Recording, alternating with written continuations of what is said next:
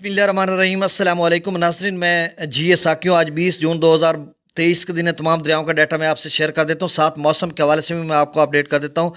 सबसे पहले हम मौसम की बात करते हैं तो नाज़रीन 24 जून तक मौसम खुश्क रहेगा खैबर पख्तूनख्वा, पंजाब और सिंध के मुख्तलिफ इलाकों में। उसके बाद यानी 25 जून के बाद मुख्तलिफ ताकतवर स्पेल्स असरअंदाज होंगे, जिसमें पंजाब, खैबर पख्तूनख्वा और सिंध के मुख्तलिफ इलाकों में बारिशें होंगी।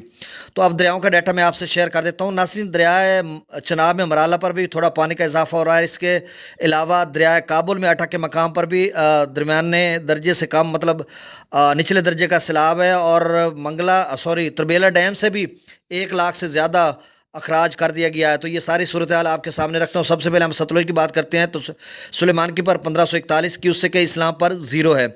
रावी की बात करें तो जस्सर पर 2129 क्यूसेक है, शादरा पर 6900 यानी 6923 क्यूसेक है, बल्लो की पर 2310 क्यूसेक, सदनई बराज पर 0 है।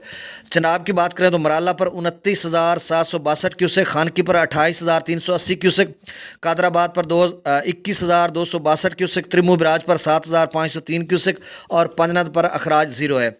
जेलम की बात करें तो मंगला डैम से सिर्फ 9,015 क्यूसेक और रसूलपुर से अखराज 0 है।